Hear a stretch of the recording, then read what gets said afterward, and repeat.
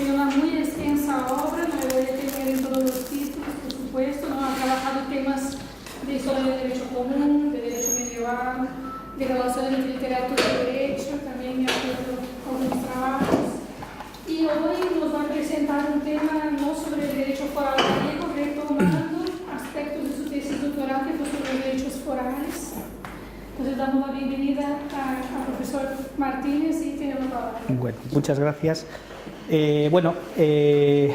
Antes de comenzar, como se suele hacer en estos actos, lo primero es dar testimonio de gratitud por la invitación, especialmente a Laura y a Julia, que son las coordinadoras de estos coloquios de Historia del Derecho, que son, yo creo que de los pocos sitios para nosotros abiertos al debate, al diálogo y dentro de esta universidad languideciente que tenemos, ¿no?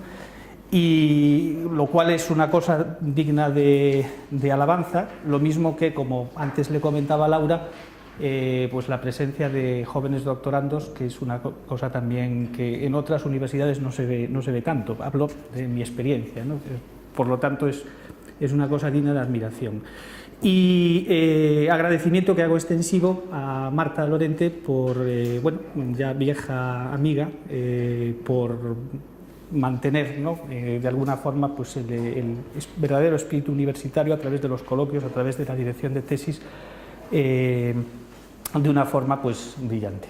Por lo tanto, muchas gracias y muchas gracias a todos por asistir. Comienzo. En nuestro ámbito se dice que nosotros estamos siempre escribiendo el mismo libro, con distintas variaciones, ¿no? Laura será Vinius para siempre, Marta será las infracciones a la Constitución de 1812, Julia será la responsabilidad judicial, ¿no? Carmen será el Concejo de Madrid, etc. Yo comparto este aserto, ¿no? Porque de alguna forma esto de lo que voy a hablar hoy es volver sobre mis pasos y sobre mi tesis doctoral de hace ya 15 años o un poco más, que trataba la figura de los foros gallegos, más en particular los foros urbanos en su época de esplendor. Es decir, yo me detuve en el 19, que es precisamente pues donde ahora lo retomo, ¿no? Y al final pues uno siempre vuelve a las mismas fuentes. ¿Por qué? Porque probablemente es el terreno donde se encuentra más cómodo, ¿no? Es el terreno en donde uno ha intentado aportar siquiera pues alguna cosa novedosa, alguna reflexión, etcétera, y el terreno en definitiva más cercano. Y siempre con este gusanillo, hace unos años pues también afronté el estudio de la que sería la otra piedra angular de eso que vamos a ver, que es el derecho foral gallego. Una era el foro, esa es una cosa indiscutible, la otra era más discutible, la llamada compañía familiar gallega. Y eso pues trabajando pues sobre las fuentes, en este caso fuentes bibliográficas, porque poca fuente documental se puede encontrar. También, bueno, pues di a la imprenta un extenso trabajo que solamente podía publicarse en Initium, porque es la única revista que permite, ¿no? Que permite estos derroches de páginas y de papel, cosa que después Aquilino agradece, porque es trabajo que se le quita a él, ¿no? para rellenar la revista, ¿no? Pero bueno, entonces estos son los dos pilares fundamentales sobre los que vamos a hablar hoy, es decir, foro, compañía. La compañía de alguna forma va a ser la que nos sirva de guía en esta exposición, cuyo objeto central pues es el derecho foral gallego. Pero tirando por elevación del derecho foral gallego uno acaba llegando al Código Civil, y si tira del Código Civil acaba llegando a la codificación civil y acaba llegando pues a un muy complejo nuestro siglo XIX, que es donde vamos a empezar pues este relato, ¿no? Bien, la codificación civil, como todos sabéis, pues es, en palabras de Tomás y Valiente, es una cosa compleja que cuando se quiso hacer no se pudo hacer y cuando se pudo hacer no se quiso hacer.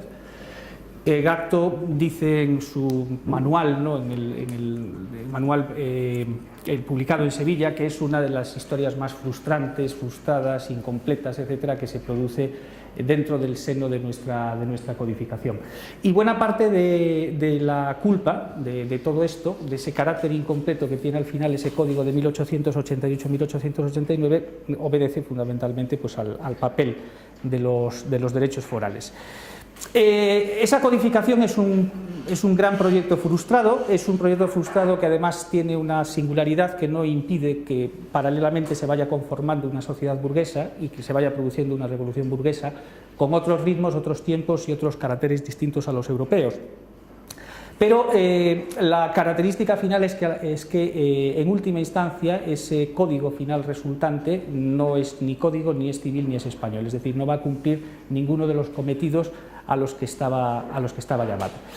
Hay una fecha clave para la explicación de este proceso, que es el año 1880. Antes de 1880 la codificación languidece, primeramente, creo yo, porque no se tiene clara una idea de lo que es un código. Esto lo cuenta Clavero cuando habla de la ilustración jurídica, y con eso vivimos prácticamente a lo largo de todo el siglo XIX. Es decir, que lo que tienen en mente como código nuestros ilustrados o nuestros primeros liberales en realidad es una compilación o una recopilación mejor hecha que las que se tenían, pero en líneas generales un acumulado de ese derecho antiguo, clasificado, corregido, ordenado, etcétera, pero nada más.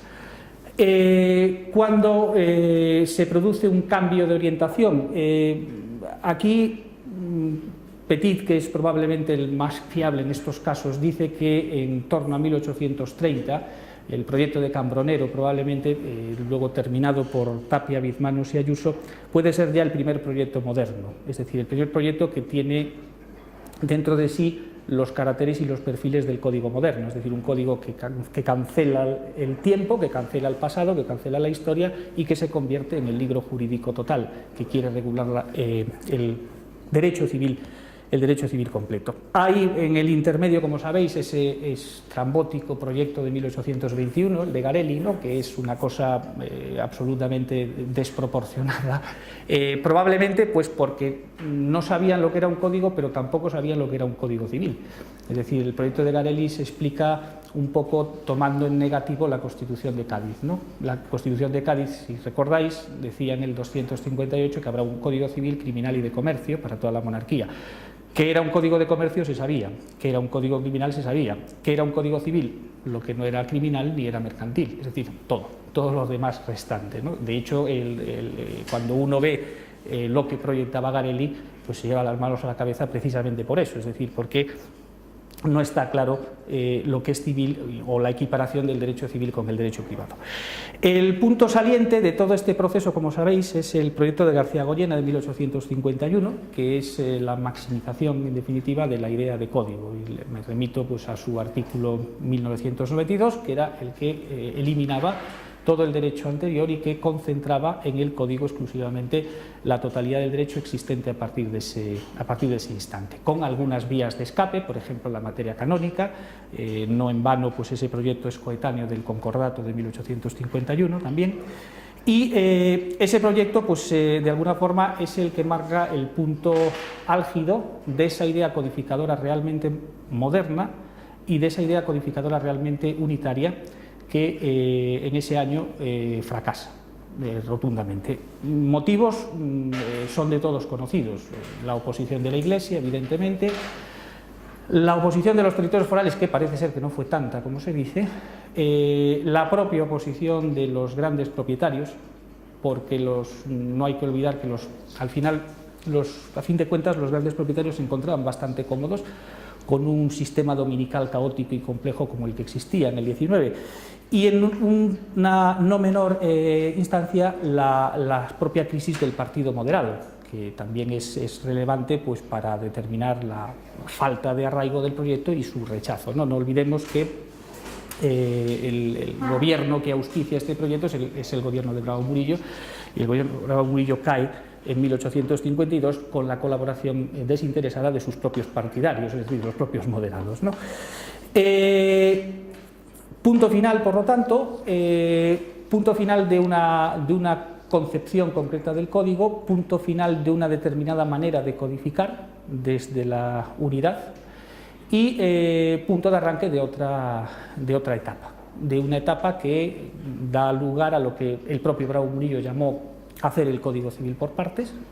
Es tiempo de esas leyes especiales, la del registro civil, la de la ley hipotecaria, etcétera, etcétera, pero sobre todo tiempo en donde se detecta ya una gran agitación intelectual, sobre todo desde el punto de vista de la jurisprudencia, de los juristas, con esos congresos que se celebran en Madrid, Barcelona y Zaragoza, en donde se dice que, en definitiva, lo que se había intentado con el proyecto de García-Goyena, con todas las ventajas y con todas las bondades que el proyecto tenía, que las tenía, era inviable. Era inviable, ¿por qué? Porque lo que se pone de manifiesto con el proyecto de García-Goyena es que el proceso de elaboración del código, de todo código, tiene dos elementos que hay que intentar armonizar. Es decir, hacer un código exige en primer lugar conocer la ciencia y la disciplina concreta que va a ser objeto de codificación, cosa que no podemos objetar a Bravo Murillo, García-Goyena, etcétera, etcétera, es decir, a los miembros de la Comisión General de Codificación. Pero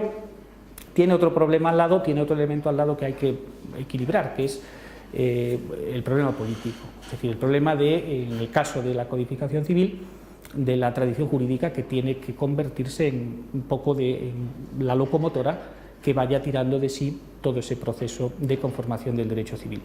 ¿Cuál fue la opción de García-Goyena? La opción de García-Goyena fue código francés en parte, y cuando no tocaba el código francés, derecho castellano, lo cual evidentemente era una opción política, pero las opciones políticas al final dejan siempre víctimas, dejan siempre damnificados, y los damnificados empiezan también a levantar la voz y empiezan a decir que por qué ese derecho de Castilla es mejor que el derecho catalán, es decir, por qué la sucesión castellana es mejor que la sucesión catalana, o la sucesión aragonesa o la sucesión navarra, ¿no? Esto se pone de manifiesto en esos congresos de jurisprudencia, y eso es lo que explica el famoso Real Decreto de Álvarez Bugallal del año 1880. El decreto de Álvarez Bugallal es un canto, si queremos, a la muerte del código, es decir, es un adiós a la idea de ese código unitario, de ese código único y uniforme que pretendía García-Goyena, y es una reivindicación de una nueva forma de codificar en la diversidad. Con lo cual, lo que está haciendo realmente ese decreto de Bugallal es vaciar de contenido el código. Es decir, el código no va a ser el libro de referencia, el libro que contenga todo el derecho, sino un libro que contiene parte del derecho y que tiene que ser complementado con una serie de satélites, las memorias, los apéndices, etcétera, que se conformarán a posteriori. El decreto de Bugallal es un decreto que vale la pena leerlo porque, repito, es un canto un poco al canto de cisne del código y de la codificación, y es al mismo tiempo un canto de alabanza a la escuela histórica. Es decir, no se habla de razón, de racionalidad en ningún instante. Lo que se habla en ese proyecto es siempre de los sentimientos arraigados, las tradiciones, es decir, romanticismo jurídico, para decirlo de una manera más sencilla y más clara, ¿no? Un romanticismo jurídico que requería abandonar el carácter exclusivista de García-Goyena y, sobre todo, requería la transacción, y esto lo dice el propio Bugallal, la transacción generosa, ¿no? Es decir, que todos renuncien. Es decir, lo que Bugallal hace es colocarse en el medio.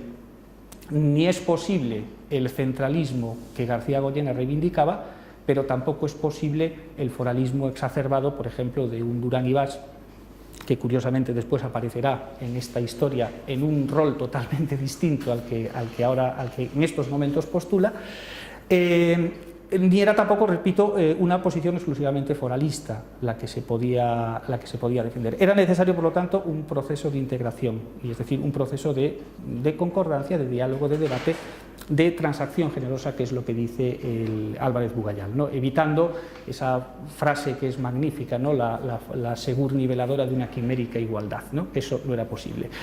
Dicho en otras palabras, ¿qué es lo que se perseguía? Lo que perseguía Bugallal era unidad, pero no uniformidad. y esta es una distinción que va a aparecer en los juristas de ese momento, de 1880, tiene que existir un código único, sí, pero ese código no tiene que ser necesariamente uniforme. Es decir, el código va a ser el texto de referencia, el texto central, pero es un texto que tendrá que ser complementado necesariamente con esos apéndices que van a nacer a su alrededor. Dicho de otra forma, lo expresaba un catedrático aragonés, Ripollés, lo que se persigue es la confederación jurídica, que es en definitiva pues, la respuesta que se va a dar desde el año 1880 en adelante. ¿Cómo se hace esto? Pues como dice Bugayal dice, lo que vamos a hacer es, primero, que las regiones forales nos digan cuáles son las instituciones que pueden ser generalizadas a todo el país. Es decir, hay ciertas instituciones que pueden salir del territorio foral del que se trate e incorporarse al código para tener aplicación general. El ejemplo que ponía Bugayal es el de la viudedad aragonesa. En el código después encontraremos ejemplos como, por ejemplo, el más significativo, el foro. El foro gallego se contempla al final en el Código Civil, o el censo a primeras cepas procedente del derecho catalán. Eso pasa al código. Es decir, hay ciertas instituciones que pueden ser incorporadas al código en beneficio de todos. Con lo cual, ¿qué quiere decir esto? Quiere decir esto que no hay una exclusiva tradición jurídica de la cual tengamos que beber, sino que hay que picar un poquito de lo mejor o lo más selecto que pueda aparecer en cada una de ellas. Con las restantes instituciones forales, ¿qué hacemos? Pues en principio se mantienen en cada una de las provincias como excepción a la aplicación del código. Es decir, se refuerza, si queremos hacerlo así, verlo de esta manera, se refuerza ese derecho foral, pero también dejando pie, en tercer lugar, a que el código cumpla una función derogatoria, que para eso es código, ¿no? Para eso tiene que actuar.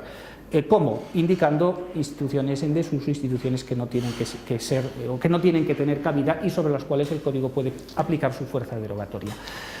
¿Cómo se hace esto? Se hace también de una manera transaccional, es decir, no solamente se va a transigir en los contenidos, sino que se va a transigir también en la forma de redacción. ¿Y cómo? Tirando la pelota al tejado de los territorios forales.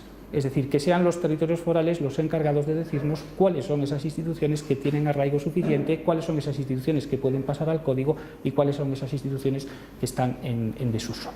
Y aprovechando esto, ese decreto de Bugayal resuelve el gran enigma que se había planteado a lo largo del XIX, que era cuáles eran esas regiones forales, es decir, díganos ya cuáles eran. Y ahí aparecen enumeradas. Y aparece enumerada, en última instancia, Galicia, con problemas, porque Aquilino Iglesia habla de que precisamente es la amistad de Bugayal con Manuel Murguía, fundador de alguna manera del regionalismo gallego, lo que explica esto, ¿no? Es decir, bueno, en este país es posible todo, ¿no? Pero no sé si en estos términos. Yo después os doy mi punto de vista. Yo creo que la cuestión foral es la cuestión decisiva, ¿no? De cara a la inclusión de Galicia, la foral referida a los foros, ¿no? La cuestión decisiva respecto a la inserción de Galicia dentro de esta nómina, ¿eh? Pero después esto os lo desarrollo. ¿El resultado de esto qué fue? El resultado de esto fue la sorpresa, empezando por los propios juristas gallegos, porque los juristas gallegos no se creían lo que había pasado. No se creían lo que había pasado. Hay testimonios, el más drástico es el de Jacobo Gil Villanueva, rector de la Universidad de Santiago y catedrático de Derecho Civil, que dirá es un honor innecesario lo que se ha hecho con Galicia. Otros juristas también insistirán en que el gobierno se había excedido, ¿no? en estas decisiones, pero si acudimos, dejadme que os lea algunos testimonios a voces autorizadas de la civilística española de aquel entonces, por ejemplo, un Sánchez Román, ¿no? Sánchez Román dice, a propósito de todo esto, que lo que existe en Galicia, Sánchez Román,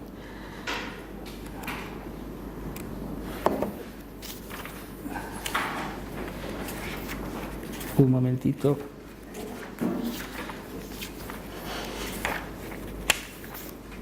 A ver.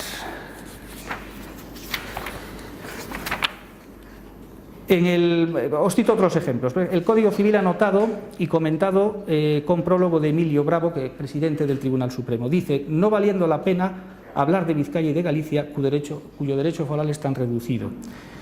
En otro texto titulado La aplicación práctica del Código Civil dice: existen asimismo algunos fueros o más bien particulares costumbres dentro de la misma Castilla, pero son de poca importancia, como el caso de Galicia o Asturias. Sánchez Román nos dice, como os afirmaba anteriormente, que son costumbres residuales y muy escasas.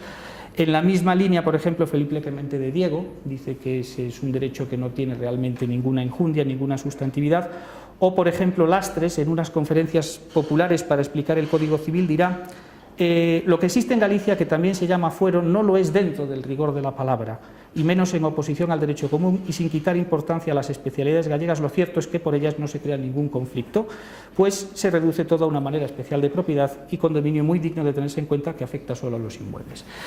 Si esto es lo que pensaban las grandes mentes de la civilística española de estos tiempos, pues lo que pensaban los juristas gallegos apenas difería. Es decir, los primeros sorprendidos por esta nominación fueron los propios juristas gallegos.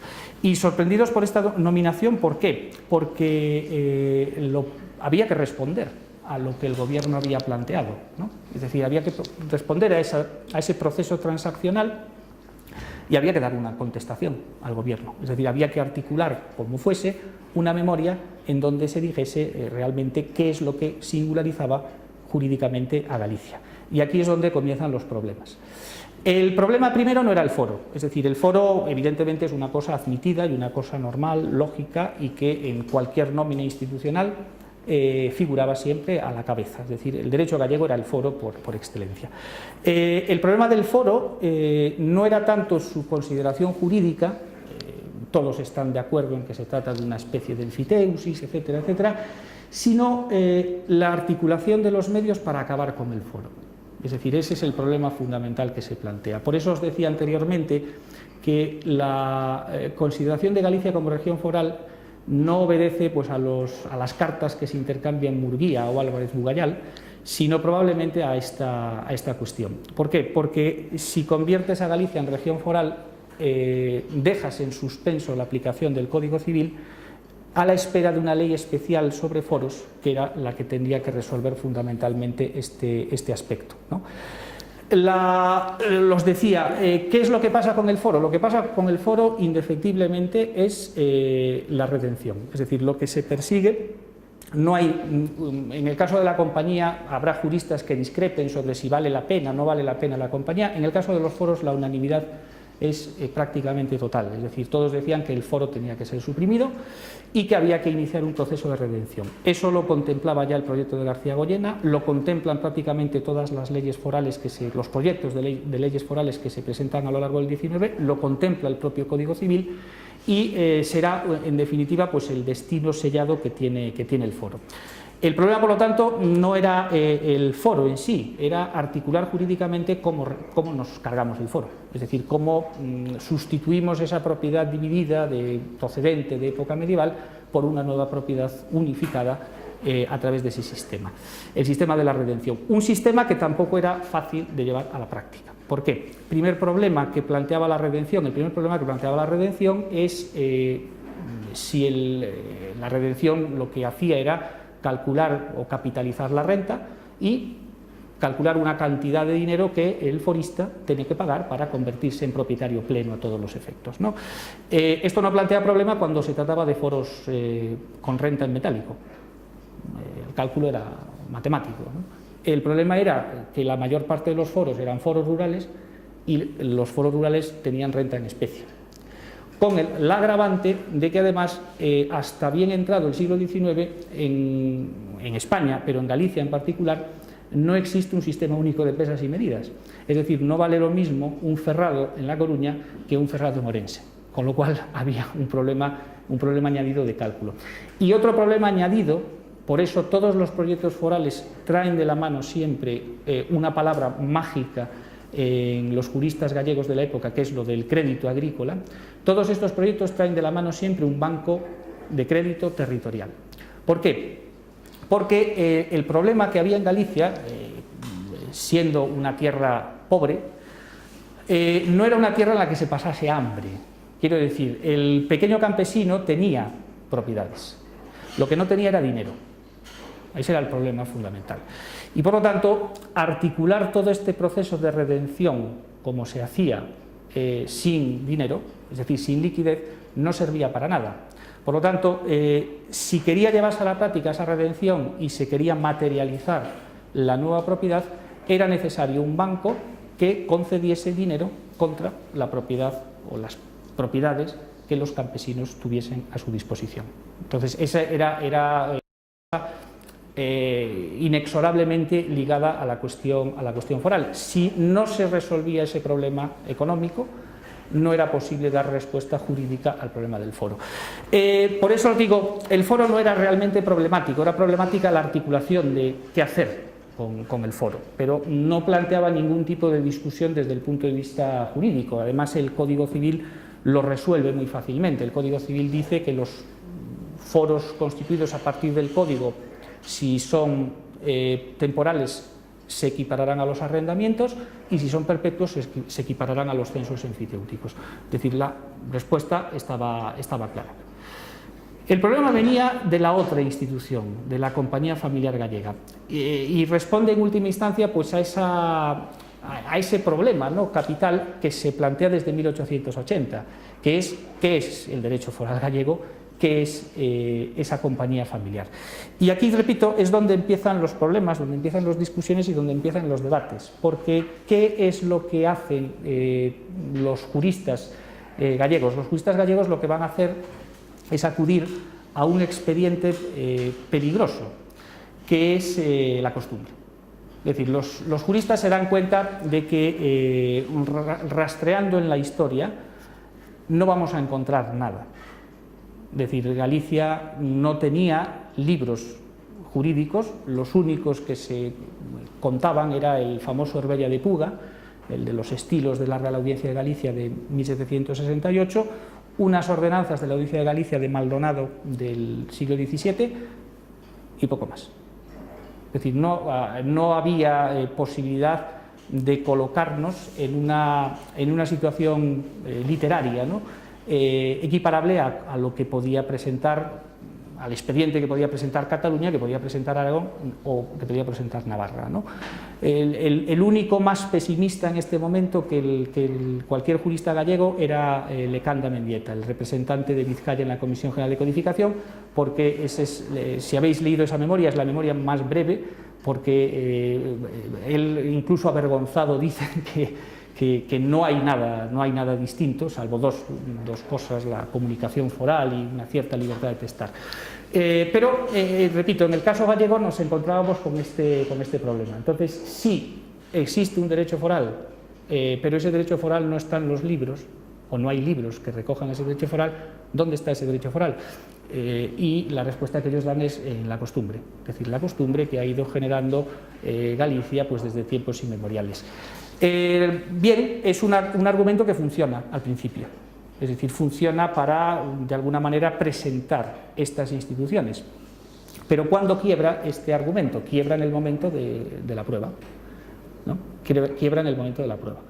Y eso es lo que el Tribunal Supremo, en pocas sentencias, pero las hay, o la Audiencia Territorial de Galicia, en pocas sentencias, pero las hay, dice respecto a la compañía familiar. No dice que no existe la compañía familiar, dice que no se puede probar, que no hay pruebas. No hay pruebas precisamente por ese recurso a la costumbre y por ese convertir a la compañía en una institución típicamente consuetudinaria. ¿Cuál es un poco el íter de los juristas y de las reflexiones que los juristas van estableciendo? Bueno, más o menos en el guión que os he enviado aparecen citados algunos de estos sujetos.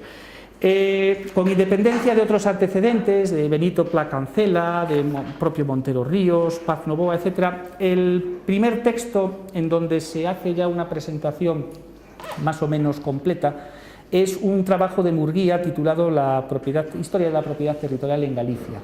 Es muy curioso, os lo haré ver, cómo hay una conexión de todos los hombres que participan en este proceso. Murguía dedica este libro a Álvarez Bugallal.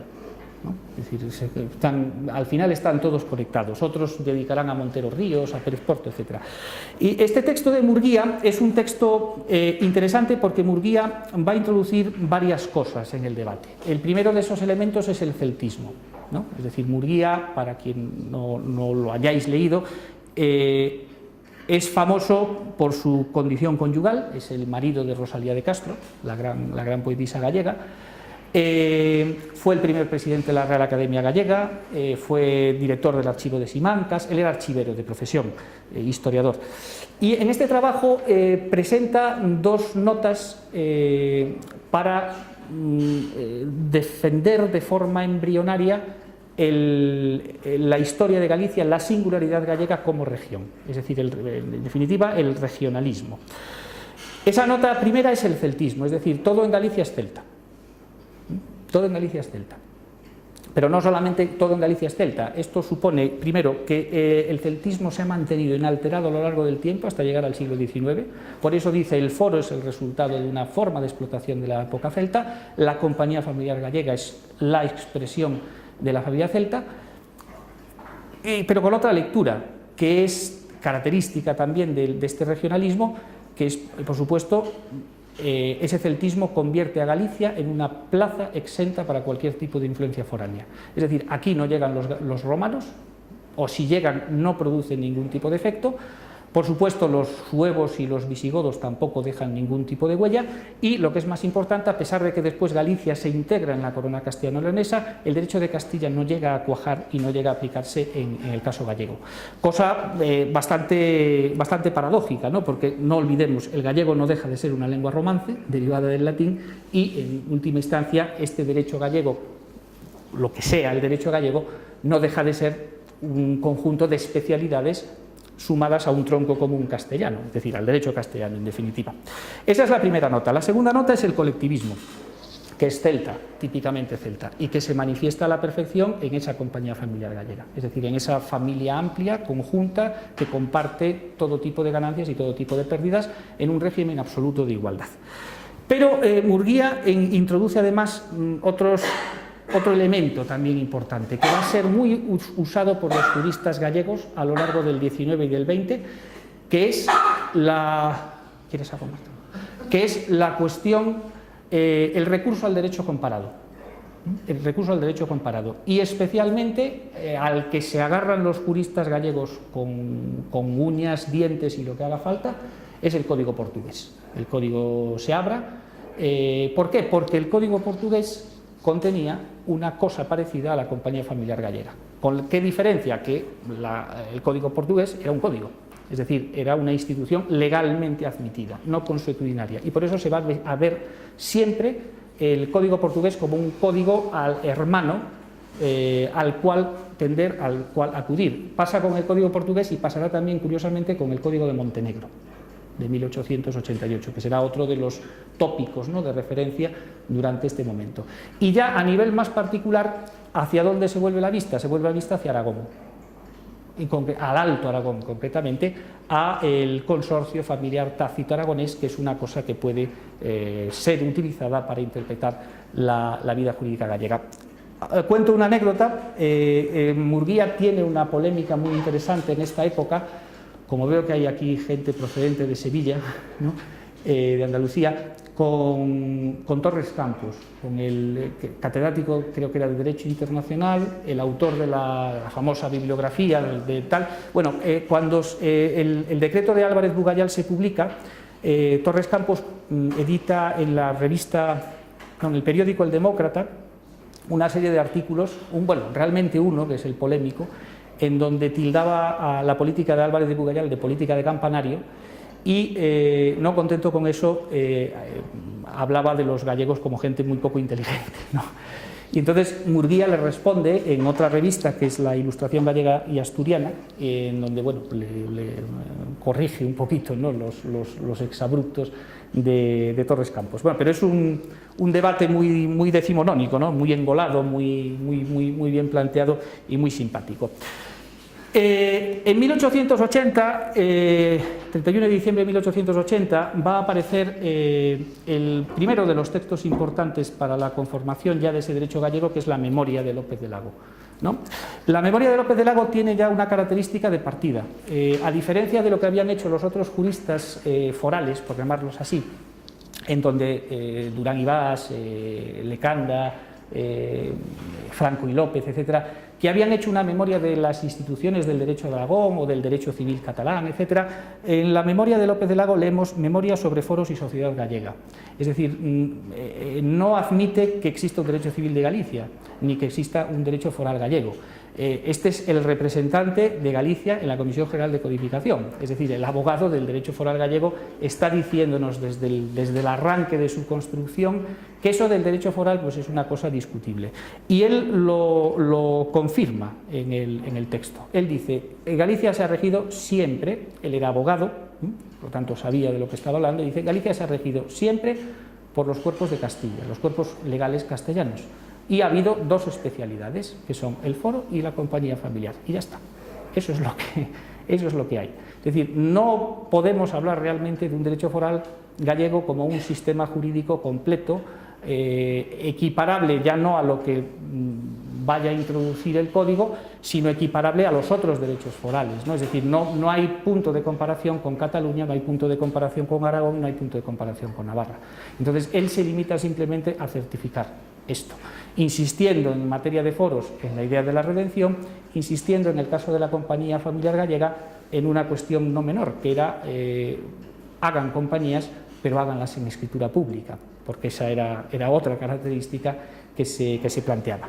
Bueno, la memoria es texto sobrio, bien escrito, etcétera, pero es un texto que de todas maneras está debilitando de alguna manera la causa foral, ¿no? Porque está diciendo, está dando a entender que eso a lo que todos nos agarrábamos para que el derecho foral fuese creciendo, etcétera, pues el principal responsable del invento nos está diciendo desengañaos, es decir, no hay nada más que esto.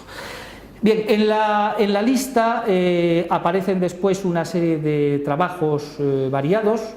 Hablo ahí de un divorcio entre teóricos y prácticos, porque sin ser exacta totalmente esa clasificación, los defensores del derecho foral son normalmente abogados, jueces, notarios y registradores. Son normalmente los que abogan por el derecho foral, los que abogan por la presencia y por la existencia de estas instituciones, por incluso generalizar algunas de estas instituciones a nivel nacional vía código civil, y probablemente los que hablan con mayor conocimiento de causa, porque son ellos los que están conociendo la vida práctica. En su descargo hay que decir que, bueno, bien, perfecto, pero no presentan una sola prueba. Es decir, en el caso, por ejemplo, de la compañía familiar, se hartan de decir que la compañía familiar existe, pero ni una sola escritura presentan, lo cual pues no deja de ser paradójico. Ellos lo resuelven nuevamente por el expediente de la costumbre, el expediente de la constitución tácita o presunta, etcétera, etcétera. Bueno, hay una serie de trabajos, os cito algunos juristas, como por ejemplo Paz Novoa. Paz Novoa era un abogado republicano orensano, que es el responsable de la primera ley de redención de foros, que está en vigor efímeramente en 1873, en tiempos de la Primera República. El propio Augusto Comas, que fue uno de los grandes impugnadores del Código Civil y un defensor del Código portugués. De hecho, pues el proyecto de Código Civil que él presenta como enmienda a la totalidad, era senador, como enmienda a la totalidad al Código Civil, copia el esquema del Código portugués. Gumersind de Buján, un notario llamado Ferreiro Lago, etcétera, etcétera. Solución que adopta el Código Civil. La solución que adopta el Código Civil, como sabéis, en el 1868 y 1869 es lanzamiento del Código y mantenimiento de todas las instituciones forales en su integridad por ahora o de momento, dice la Ley de Bases, dice después el Código Civil, y necesidad de elaboración de los apéndices para que ese código sea completado. Claro, esto tiene truco, porque os decía anteriormente, el modelo de Bugayal es un modelo de transacción de las materias, pero también es un modelo de transacción de las formas. ¿Por qué? Porque ¿cómo se va a hacer el código? El código se va a hacer un poco recuperando a Savigny, es decir, los juristas son los que tienen que buscar esas instituciones, son los que tienen que buscar ese derecho y son los que nos tienen que dar un articulado, una memoria articulada con las instituciones más relevantes de ese derecho, ¿no? ¿Y qué hacemos nosotros con esa memoria? Ya se verá, ya se verá. De manera que hay una colaboración desigual en última instancia, pero una colaboración que satisface tanto a los foralistas, pero también a los que tienen un espíritu más centralista, porque son las Cortes, en última instancia, las que tienen que dar el visto bueno a esas memorias o esos apéndices posteriormente. Con lo cual, se consigue aparentemente dar satisfacción a todas las partes implicadas, pero se consigue otra cosa, y es que mientras no se aprueben los apéndices y mientras no se clarifique ese derecho foral a través de las memorias, ¿qué aplicamos? El código. Y el código, por lo tanto, de una forma indirecta, yo digo que por incomparecencia del rival, ¿no? Es decir, porque el rival del código era el derecho foral, pero si usted no me dice cuál es el derecho foral, ¿qué es lo que van a hacer los jueces en última instancia? Como sucedió en la práctica, aplicar el Código Civil. Incluso en territorios como Cataluña, es decir, territorios donde estaba más fuertemente arraigado ese sentimiento foral, no hay posibilidad de luchar. ¿Por qué? Porque las armas son desiguales y entonces acaba expandiéndose el código, curiosamente, por medio de esta vía. 1898-1899 son 2 años importantes. ¿Por qué? Porque en esos años se cumple la década, los 10 años de existencia del Código Civil. De acuerdo con sus disposiciones finales, el código tenía que revisarse transcurridos 10 años y, aprovechando precisamente esa década, una reivindicación que hacen los juristas es, bueno, ya que vamos a revisar el código, hagamos también los apéndices, ¿no? Y en ese año 1899 se va a nombrar las nuevas comisiones. ¿Quién es el ministro de Gracia y Justicia en este año? Durán y Bas, es decir, curiosamente, él que había luchado con armas y bagajes contra la codificación diciendo que no se podía hacer, que era imposible, que era cancelar la historia, etc., es ahora el que está nombrando las distintas comisiones forales para que esos apéndices, ya no memorias, se materialicen. Y en Galicia, Galicia se pega un tiro en el pie, como había hecho con López de Lago. Galicia pone al frente de la comisión a López de Lago, que fallecerá al poco tiempo, y como vicepresidente a Jacobo Gil Villanueva. Jacobo Gil Villanueva era un catedrático de Derecho Civil de la Universidad de Santiago, un catedrático, fue rector, y que se le encarga hacer la memoria. Y él hace lo que le da la gana. Él hace lo que le da la gana, pero lo que no hace es una memoria, es decir, hace una cosa totalmente distinta. Y lo que es más importante, si quedaba todavía alguna esperanza en la existencia del derecho foral gallego, Gil Villanueva la lamina totalmente. Ya desde el título dice, el título tiene mucha retranca. A mí Gil Villanueva debía ser una especie de Aquilino. Una cosa de este estilo. El título dice: memoria sobre encargada a la Comisión para la elaboración del derecho foral gallego, o así denominado. Claro, ya uno lee eso y dice, bueno. ¿Qué nos encontramos en el texto de Gil Villanueva? El texto de Gil Villanueva nos encontramos pues con un catedrático de Derecho Civil y dice, tenemos un Código Civil y hay que aplicar el Código Civil. Por lo tanto, déjense ustedes de coñas, déjense ustedes de costumbres, déjense ustedes de un derecho foral que no existe. ¿El foro qué es? El foro lo dice el código, es un censo enfiteutíco, por lo tanto, aplicar el Código Civil. ¿Y la sociedad o compañía familiar gallega qué es? No es una sociedad, porque no reúne los elementos de una sociedad, es decir, no tiene personalidad jurídica, no hay acreedores exclusivos, no hay elección del gestor ni nada de eso, y es una cosa parecida a las gananciales, anómala, irregular, etcétera, pero no deja de ser una sociedad de gananciales. Con lo cual, en 2 párrafos se ha liquidado la labor de la comisión. Se ha liquidado la labor de la comisión, porque pasa un poco con López de Lago, ¿no? Como lo que había hecho López de Lago, que es, haga usted la memoria, sí, la memoria la hago en un folio. No existe derecho foral gallego. No existe derecho foral gallego porque aquí ya Gil Villanueva tiene otro argumento a su favor, y es porque ya existe el código, y el código subsume perfectamente esas instituciones que dice usted que singularizaban a Galicia y que desde 1888 y 1889 no singularizan nada, ¿no? Es decir, Gil Villanueva lo que hace es tomarse en serio el código, y aplicar las consecuencias derivadas de ese código. Es decir, el equilibrio entre el artículo 5 del Código Civil, en su redacción originaria, que prohibía las costumbres contra legem, el 12 que daba el visto bueno a los derechos forales, pero también el 1976, es decir, la derogación de todo aquello que... Entonces, Gilbert Navarro que dice, no, es que estas instituciones se pueden subsumir en el código, estas instituciones se pueden subsumir perfectamente en instituciones ya conocidas y por lo tanto sobran, o sea, o se derogan o se integran en el código, no hay otra forma de actuación.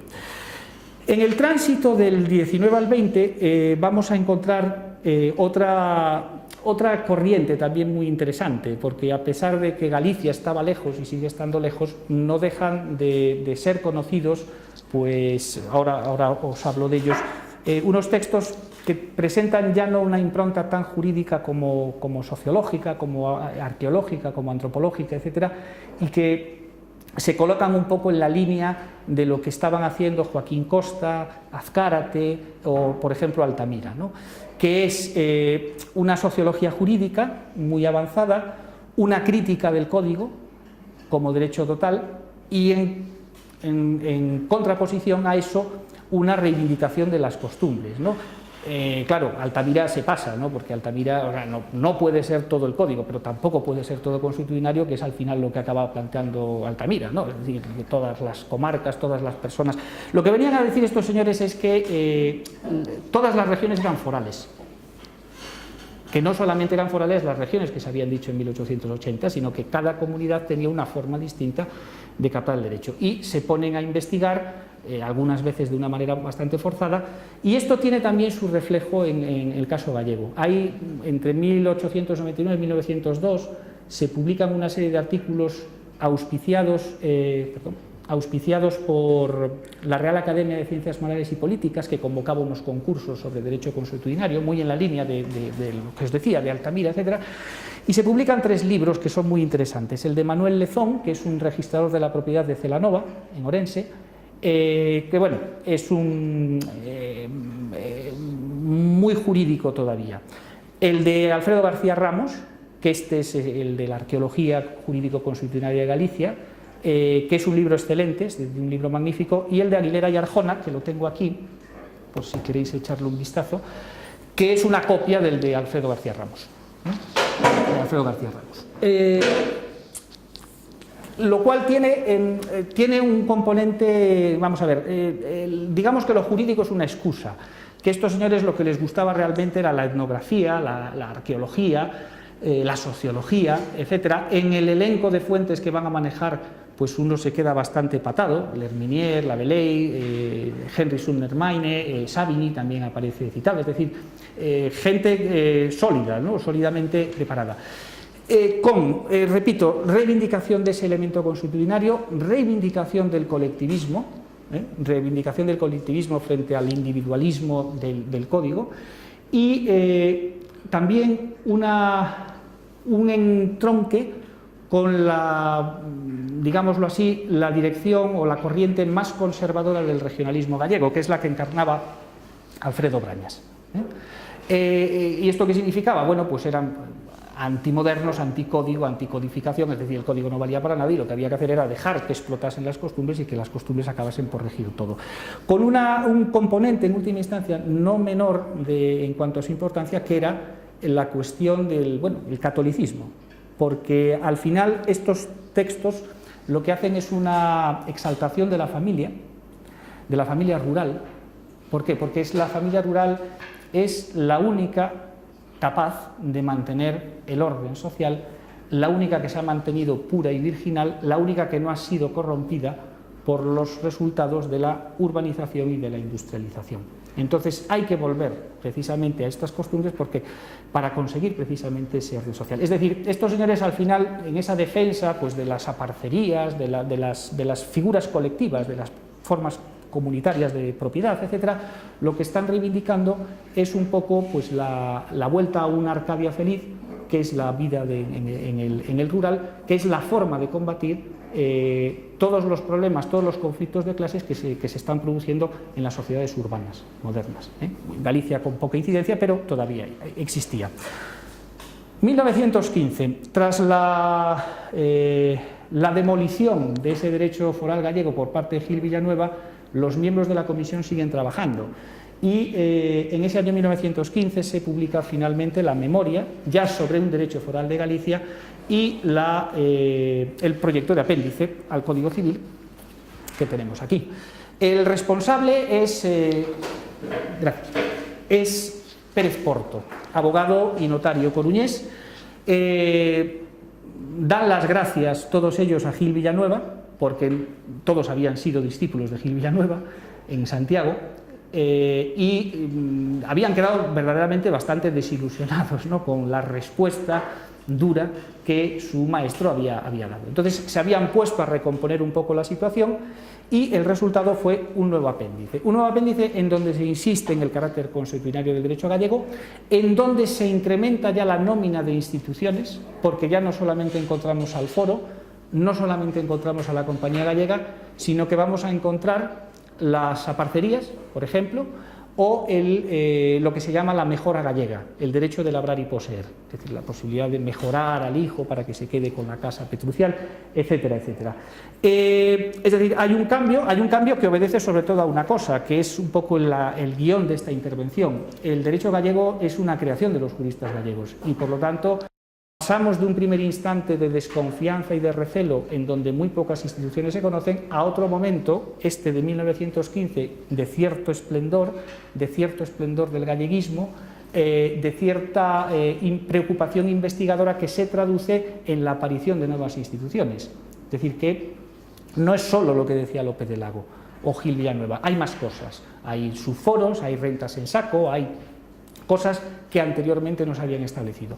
Pero sin eludir en ningún instante, como había pasado, si os acordáis, con Murguía, el recurso a ese derecho comparado. Porque nos dice, sí, consuetudinario, etcétera. Pero ¿cuáles son las fuentes de las que beben los redactores del apéndice gallego? ¿Las costumbres gallegas? No. Os cito el Código de Portugal, el Código Civil de Montenegro, el Código de Zúrich y el proyecto de apéndice de Aragón, nuevamente. Es decir, el consorcio familiar tácito aragonés. En tiempos de la República, la cosa más sorprendente es que, a pesar de la explosión nacionalista que se produce en la República, de lo que son ejemplos el Estatuto catalán, el Estatuto vasco y también el Estatuto gallego, que tiene una historia más complicada, lo más sorprendente para mí es un poco el silencio de los juristas gallegos respecto a la cuestión del derecho foral. ¿Por qué? Bueno, probablemente a lo mejor habían quedado ya totalmente satisfechos con el apéndice de Pérez Porto de 1915 y entendían que ya no había nada más que hacer. En el estatuto, en el proyecto y luego en el estatuto, lo que sí se contemplaba es la necesidad ya de cerrar el círculo abierto en 1880 con la redacción del apéndice, eso sí, apéndice que tendría que redactarse en Galicia, no en Madrid. Es decir, serían el Parlamento, las Cortes gallegas las que se encargarían de redactar ese apéndice, con alguna serie de indicaciones respecto, por ejemplo, a la legislación de montes. Los foros todavía coleaban, a pesar de que la redención era casi obligatoria desde 1925, y la cuestión de la lengua, es decir, de que los registradores y los notarios que viniesen a servir a Galicia tenían que conocer, por supuesto, la lengua gallega, pero también el derecho gallego, porque era el que ellos iban después a aplicar en la práctica, y también en última instancia convertir a la audiencia territorial en tribunal de casación para los asuntos forales.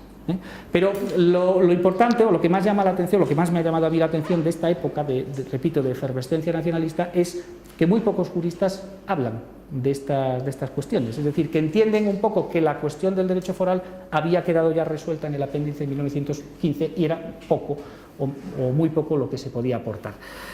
Ya para terminar, ¿qué sucede a partir de ese entonces? Bueno, a partir de ese entonces la historia pues es bastante conocida y telegráficamente, os la cuento. Tras la Guerra Civil, el momento o el punto de partida, como sabéis, es el famoso Congreso de Zaragoza de 1947, precedido de un Congreso de Derecho Aragonés en el año 46. De ahí surge la idea de completar ya definitivamente ese Código Civil, pero ya no a través de apéndices, en tanto en cuanto la propia palabra apéndice comportaba un sentido peyorativo, ¿no?, para el derecho, es decir, el derecho es el del código. Luego hay algunas cositas alrededor del código. Hay una reivindicación de estos derechos forales que presentan ya compilaciones, es decir, presentan un sistema jurídico más o menos completo, pero que de alguna forma es oponible al que el código contempla. Galicia consigue en 1963 la aprobación por las Cortes franquistas de esa compilación, compilación que a partir de entonces empieza a regir como el derecho principal en esas materias específicas para el territorio gallego.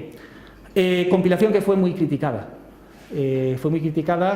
Primero por los propios juristas. Hay una famosa tercera de ABC de un notario llamado Luis Moure Mariño, que os recomiendo que leáis porque no tiene desperdicio, es decir, porque el problema fundamental que él pone de relieve es que a fin de cuentas la compilación lo que está tratando de hacer es de consagrar unas instituciones eminentemente rurales en unos tiempos en que Galicia y España caminaba hacia la vida urbana, es decir, eran instituciones que al final no iban a ser objeto de aplicación. ¿Por qué? Porque nadie iba a estar en el campo para aplicar esas instituciones.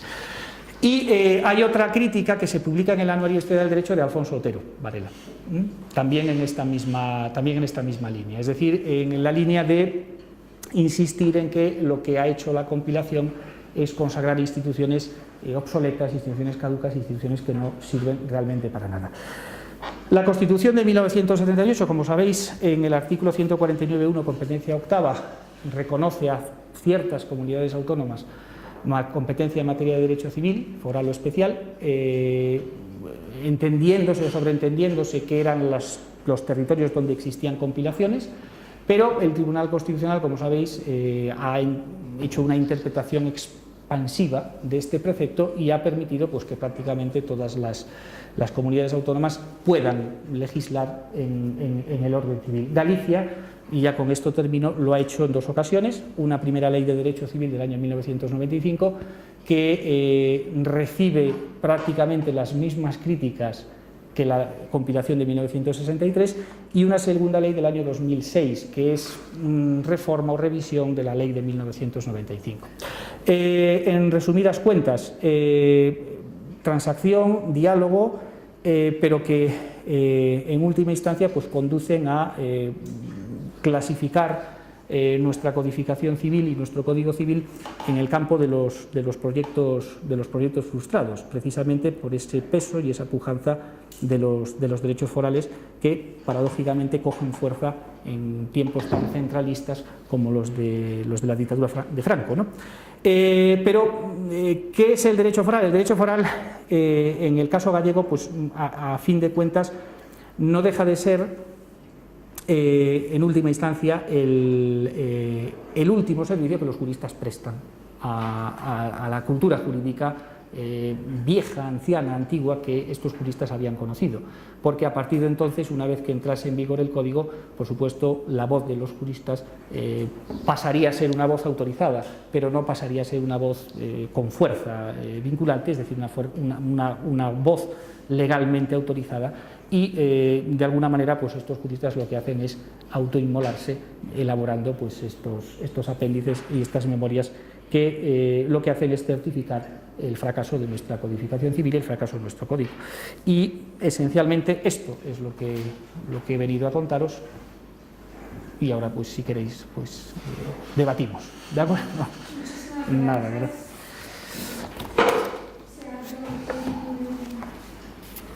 Preguntas. Bueno, muchas gracias por muy interesante la intervención, yo he aprendido muchísimo. No sé, ¿alguien quiere empezar? Dos preguntas cortitas. Yo también tengo dos preguntas Ahora, cortitas. reflexiones. Bueno, Faustino, muchísimas gracias. Yo, aparte, como dice Laura, aparte de haberme enterado un montón de cosas, pues es una nueva constatación de que esto no se sabe ni centralizar, ni unificar, nada por el estilo, se sabe aglutinar, que es nuestra especialidad, pero realmente es bien interesante la óptica esta de la que adoptas y además nos has hecho un favor de hacer las 850 páginas estas de 1400. en realidad te hemos invitado para eso, para que nos contaras una versión de una abreviada así como en canal infantil. Bueno, a mí me ha gustado muchísimo y simplemente me han surgido algunas curiosidades. Lo primero que te iba a preguntar, esto que pasa desde la profundidad más insondable de ignorancia, pero esta experiencia con el derecho gallego, esas dificultades para probar las costumbres, bueno, incluso la actitud inicial esta de ¿para qué vamos a dedicarnos a esto? Que eso sí que yo lo veo muy gallego. Sí. ¿Esto pasa en otros territorios o hay otros que son mucho más activos Sí. en la búsqueda? Pero bueno, veo que estos tenían especiales dificultades, pero no sabía si había otras semejanzas con otros espacios que se encuentran en la misma coyuntura. ¿Te respondo ahora, Julia? O... Bueno, te digo las... Vale. Yo no sé, porque a lo mejor hay algo que se pueda mencionar después. Bueno, sí, te lo digo muy rápidamente. Luego, no hay ningún caso, o sea, cuando la audiencia territorial, cuando ya se dice, bueno, mientras que no se formule el derecho gallego, aquí lo que hay es un código y entonces lo que hacen los tribunales es aplicar el código. No hay ningún caso en el que en algunas situaciones se entra algún conflicto entre el código civil y alguna realidad jurídica oral. Puede que no, pero en ningún momento... Se detiene todo en la cuestión probatoria. Claro. Entonces se elimina. Sí. Pero bueno, te respondo después. Y luego, este discurso, a propósito del discurso de Gil y de Cueva,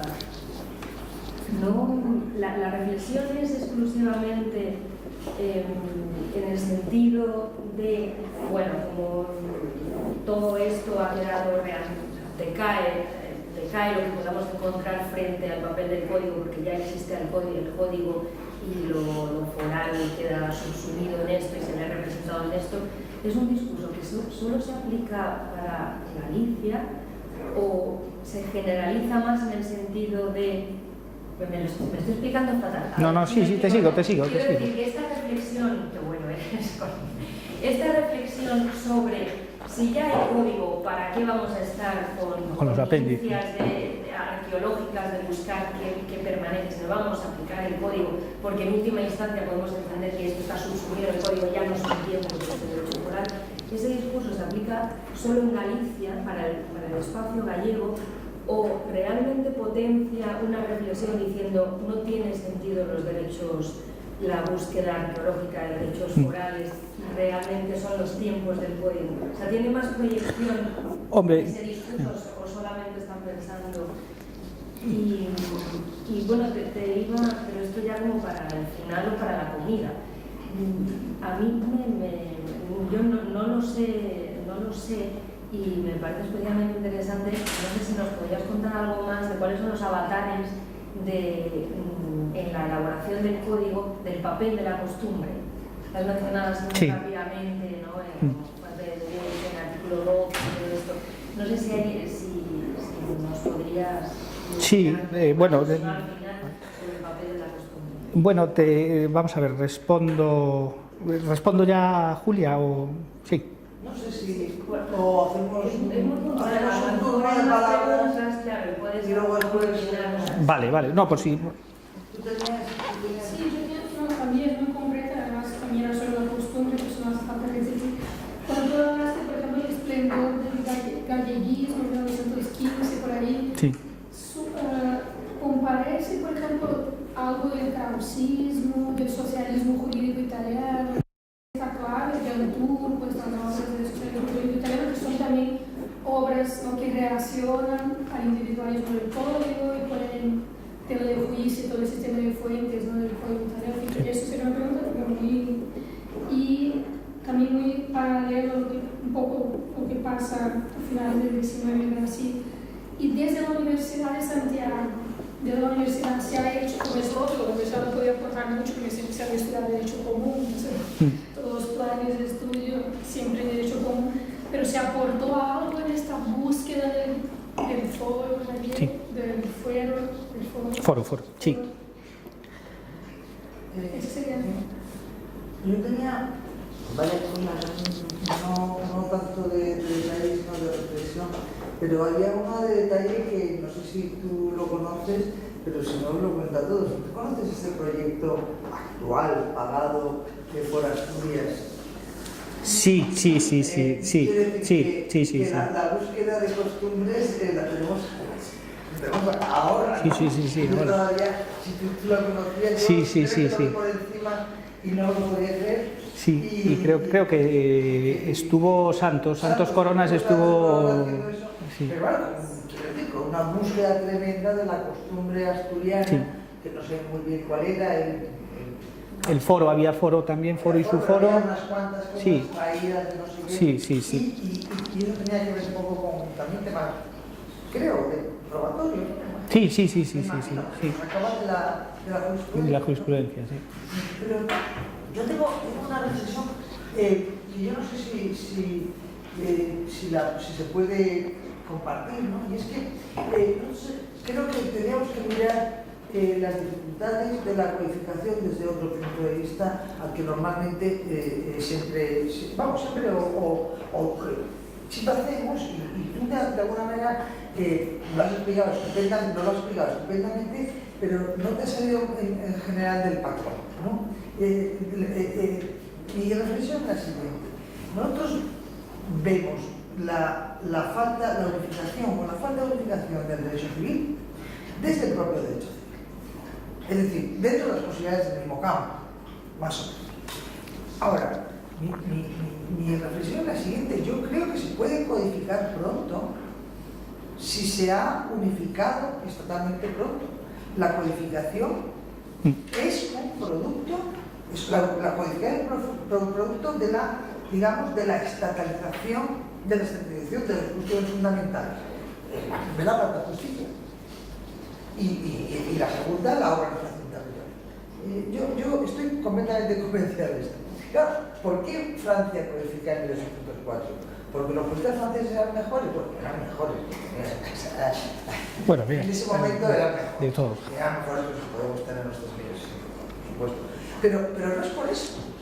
No es por eso. Quien le ha permitido a Napoleón codificar ha sido la Revolución. Ha sido la Revolución que ha creado departamentos, que ha montado la ley de funcionar de Constitución en 1790, y está hasta ahora prácticamente. Es decir, la Revolución le monta dos cosas fundamentales: territorio y organización judicial sobre el territorio. Claro, el Código Alemán es de 1900. Es que primero han tenido que unificar. Y siempre decimos, bueno, claro, es la gran escuela de Savigny que durante todo un siglo, ¿verdad?, se inventa, por supuesto. Pero hay una condición de posibilidad. Yo creo que hay una condición de posibilidad. Y esa condición de posibilidad no se mueve dentro del campo del derecho civil. No se mueve dentro del campo del derecho civil. Claro, y esto lo vinculo con una cosa que has dicho, que es toda la razón del mundo, pero yo también te preguntaría, lo de Garelli es una chifladura, pero tampoco es una chifladura, en el sentido de que claro, tú metes en el civil todo lo que en un momento determinado consideras que es civil. ¿Qué es lo civil? ¿Lo que es el Código Nacional?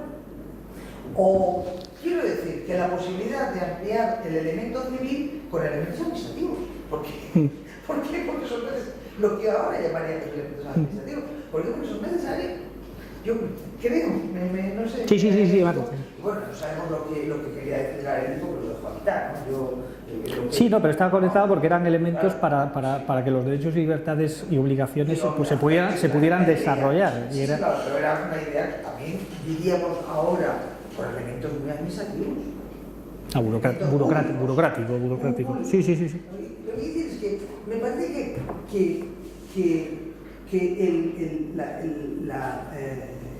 el código lo ponemos como presupuesto y el código es consecuencia. Yo creo. Y es consecuencia. La delimitación del campo de lo civil no es presupuesto, sino consecuencia.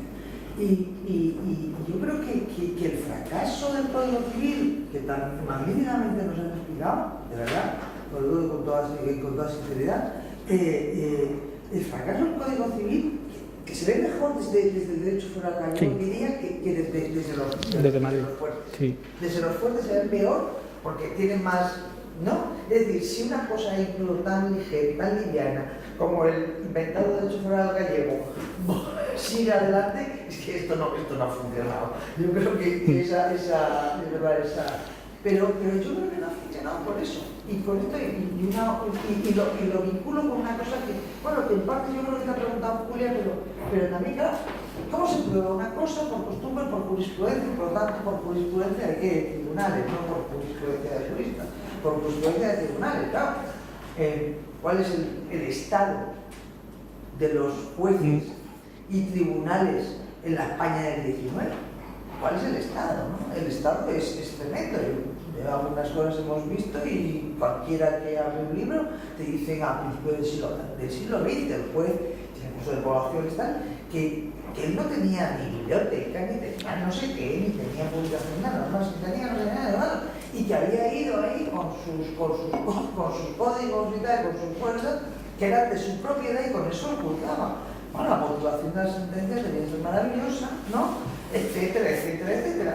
Quiero decir que lo que no funciona no es tanto la capacidad, porque tú lo has dicho también muy bien, que García de Goyena no es capaz de hacer un código, claro que sí. Sí. Claro, no es capaz de hacer el código perfectamente, ¿no? Perfectamente. Ahora, el problema está en que no tiene condiciones. Yo creo que, aunque eso se dice, no se dice lo primero, cuando se habla de fracaso de la normalización civil y de otros. Pero bueno, fundamentalmente la civil, que es la base. Yo creo que el código es hijo de la estatalidad, y no al revés, aunque puedes decir que son todos elementos que buscan que forjan la nueva estatalidad. Por supuesto, que es antes el huevo y la gallina. Bueno, pero un código de por sí, no codifica, por decirlo así, no estataliza. Y es el caso del código chileno. El código chileno, ahí hacen el código, ¿no? Y lo mandan por un lado y lo mandan por otro, y no. Podrías utilizar el código, pero son códigos que no funcionan como código. Tú puedes tener un código, pero no funcionan como código. ¿Por qué? Porque no tienes un aparato de justicia que lo aplique. Claro. Es que el código, tú puedes utilizar el código de Montenegro, la historia de este código que yo nunca lo he entendido, porque iba el código de Montenegro por un lado para otro, pero dice, bueno, muy bien, yo adopto el código de Montenegro. Bueno, ya, pero puedo adoptar el código de Montenegro, el no sé qué, no sé cuánto, y tal. Es lo que ocurre con el primer código penal, que claro, el código penal me saca una discusión de antes, ¿te acuerdas? ¿Se aplicó o no se aplicó el código del 22, 1822? Si a mí es igual que se aplicara, si es que no funciona con el código. Si es que se cita el código del 22, se cita las partidas, se cita no se entiende, entonces es un texto más, es un texto más recopilatorio, como tú dices, ya ni siquiera porque lo deroga, porque no.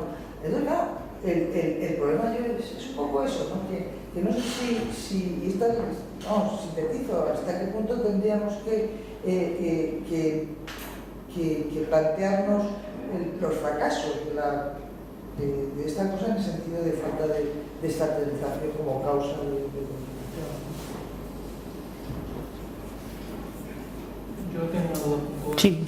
que no sé si se escapa un poco del ámbito de estudio más concreto que has desarrollado, pero me ha parecido escucharte que la compilación, la final compilación gallega es del 63. Sí. ¿Tanta diferencia temporal con la del 49 de Cataluña? No, la de Cataluña es del... No, Cataluña es del 61 o 60, si no me equivoco.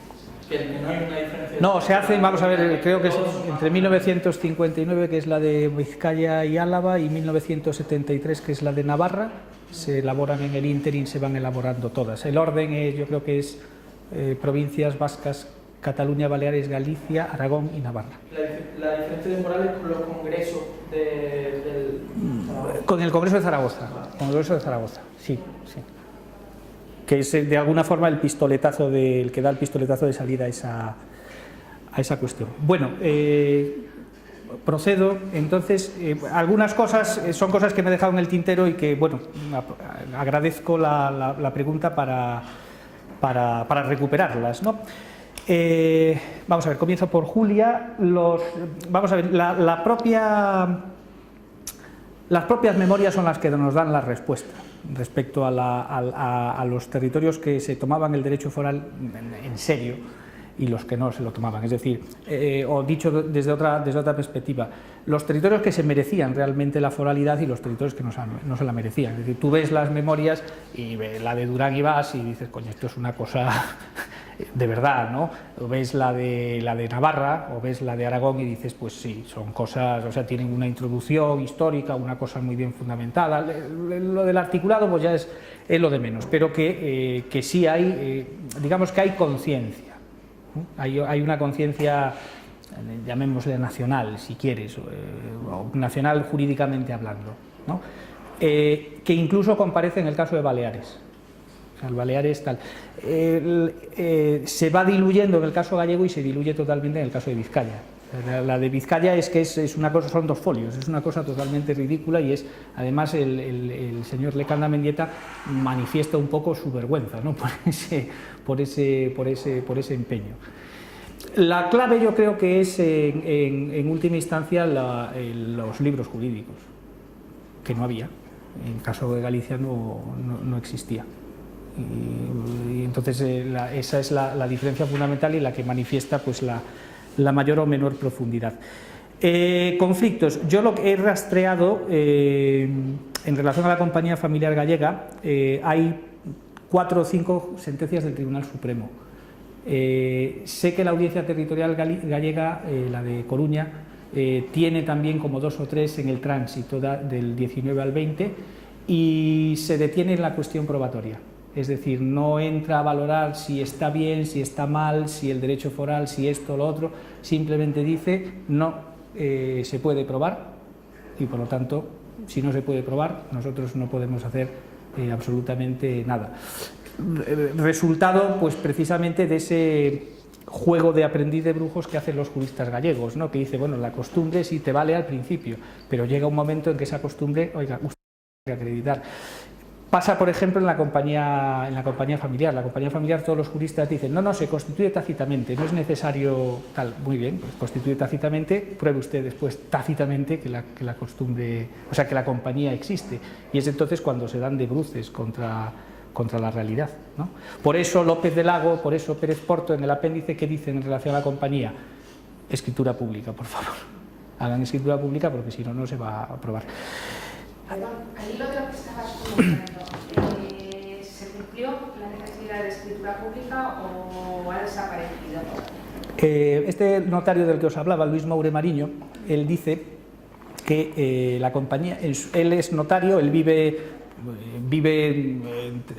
todo el siglo XX y él cuenta en esa tercera del ABC que a lo largo de su experiencia como notario en la Galicia profunda, él no ha hecho una sola escritura de compañía familiar. La llama la Santa Compañía. Como sabéis, era la procesión de los muertos. La procesión de los muertos dice que todo el mundo la ha visto, pero nadie puede probar su existencia. Pues dice, la compañía familiar gallega es así. Es decir, todo el mundo ha oído hablar. Es más, los protocolos notariales lo que hacen es escrituras en donde se renuncia expresamente a la compañía familiar. Es decir, sí, nosotros vamos a vivir juntos, pero no vamos a formar compañía. Es decir, cada uno con seu, ¿no? Cada uno con sus cosas, con sus propiedades y nada de que todo se mezcle y que compartamos ganancias y pérdidas, no. Que hay mucho vago por ahí. No, esa es una de las objeciones que se le hacía. Entonces, lo que cuentan algunos de estos juristas, algunos de estos teóricos, es alguna sentencia de un juez de primera instancia de Puebla de Tribes, de Orense, de por ahí, en donde se hace referencia a la compañía. Pero un poco también relacionado con lo que dice Marta, el aparato judicial también juega en contra de esto, porque pueden reconocerse esas compañías en primera instancia, pero los sucesivos recursos que se ponen más serios en cuestiones probatorias al final acaban haciendo que se pierda el rastro. Había otro notario, los notarios son bastante nocivos, ¿no?, para la historia de España, pero también han aportado alguna cosa tal. Otro notario decía, Eduardo Menéndez Valdés, que también fue notario por la montaña lucense, etcétera, decía, no sé si existe, pero hay algo. ¿No? Decía, hay algo. Sí, decía, foro. Sí, o sea, él decía, no, bueno, no sé, sí hay, evidentemente, pues hay unas redes de solidaridad en las familias, etcétera, pero que eso sea una institución jurídica, es decir, que eso trascienda los límites de la ética y de lo bien que debes, o mal, que debes comportarte con tus padres, con tus hermanos o con el cuñado, etcétera, etcétera. Ese es el debate, ¿no? Toda la magia de la compañía. Sí, es una cosa mágica. Entonces, luego la aplicación del código pues prácticamente fue incontestada, es decir, yo no he visto problemas, porque como os decía al comienzo de la exposición, el problema gordo era el foro, y el foro va por otra vía, es decir, va por la vía de la especialidad, de la ley especial. Entonces, la conflictividad inherente, ¿no?, a esta especialidad. Y la compañía que se encuentra, la compañía se encuentra con eso, es decir, lo que decía Gil Villanueva, o te agarras al código o desapareces. Entonces, ¿qué es lo que dicen? Bueno, es una forma de copropiedad, como en el código. Es una sociedad de gananciales, como en el código. O es un contrato de sociedad, como en el código. Entonces, claro, porque se dan cuenta de que o se agarran al código o no hay nada que hacer desde el punto de vista probatorio. En relación, una cosa común que habíais planteado Laura y Julia, que es lo de la universidad. Todos estos juristas... la ecuación que he manejado es que los juristas prácticos son más proclives, digámoslo así, al derecho foral, ¿no?, y los juristas teóricos más reacios, ¿no? El caso es, por antonomasia, es el de Gil Villanueva, ¿no? Pero hay excepciones, y hay excepciones en la propia cátedra compostelana, que es otro jurista, otro catedrático de Derecho Civil y otro miembro de la comisión que redacta el apéndice, que es Cleto Troncoso y Pequeño, que también fue rector. Cleto Troncoso, tuve la oportunidad de... Esta es una de las cosas que iba a decir, pero que se me pasó. Tuve la oportunidad de encontrarme sus programas, los programas de Derecho Civil, que él explicaba, en una secuencia temporal, pues que va... El primer programa que me encuentro yo es el de 1884, ¿no?, en donde lo que él explica es derecho civil, el código, bueno, el derecho civil, no código porque no hay código todavía, pero sí hay referencia a foros y subforos, por ejemplo, porque es evidente, es decir, un jurista que forma a juristas que van a trabajar en Galicia, que no sepa foros y subforos, es condenar a esa generación de juristas a morirse de hambre, porque ahí es donde estaba el negocio, ¿no?, realmente. Esto es 1884, foros y subforos.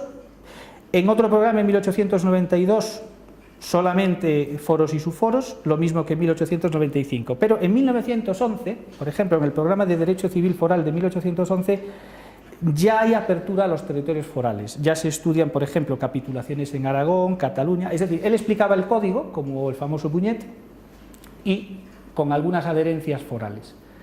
Estamos en 1911 y hay un último, y este es el más expresivo, hay un último programa que no tiene fecha, pero que tiene que ser entre 1911 y 1919, que es el último curso que Cleto Troncoso explica, en donde nos encontramos ya con una lección entera dedicada a la compañía familiar. Pero además, os leo las rúbricas, de la compañía gallega, concepto, instituciones similares en España y en el extranjero, pruebas que demuestran la existencia de la compañía gallega en tiempos antiguos y en la época actual, provincias en que existe, argumentos con que ha sido combatida la compañía gallega, ventajas que ofrece, origen histórico, personas capaces de constituirla, bienes que se comunican, bienes que no son objeto de la sociedad, modos de constituirse, modos de concluirse, cómo se distribuyen las ganancias y las pérdidas. Bastante exhaustivo.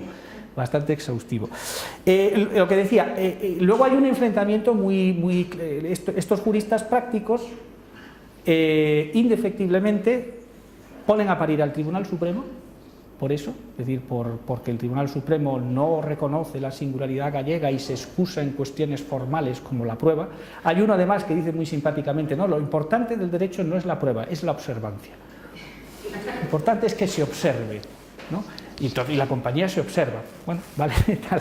Y junto a las críticas al Tribunal Supremo hay críticas más veladas, ¿no?, pero también a la Universidad de Santiago, por eso que decíamos, es decir, usted tiene que enseñar a esta gente, es decir, usted tiene que ser vagón, no vagón de cola, sino locomotora para que ese derecho foral realmente se implante. Entonces, en la misma cátedra nos encontramos a un Gil Villanueva que machacaba con el Código Civil y nos encontramos a un Cleto Troncoso que, avanzado el siglo, muerto ya Gil Villanueva, por cierto, que debía ser también alivio, ¿no?, para estas cosas, ya se pone a explicar cosas forales, ¿no? Que es relevante.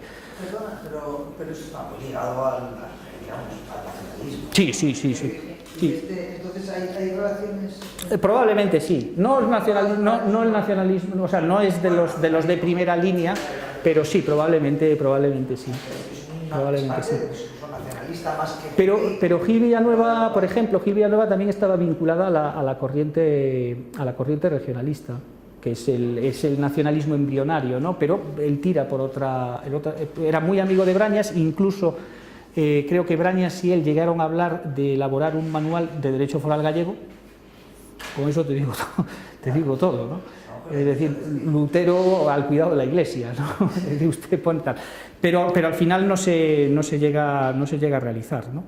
Entonces, bueno, ahí hay esa discrepancia y esa mayor apertura, ¿no?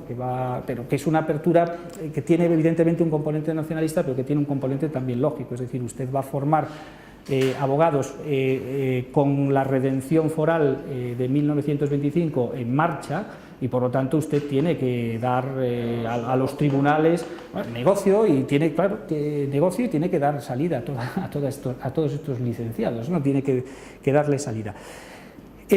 Julia me planteaba la cuestión de los apéndices. Bueno, yo he puesto aquí apéndices. No, antes de la costumbre me decías lo de el éxito que había tenido lo de los derechos forales y... Bueno, se nos había cuestionado... Vamos a ver, yo creo que a los hechos nos remitimos, ¿no? Es decir, al final se aprueba un apéndice solo. ¿Por qué? ¿Era el mejor?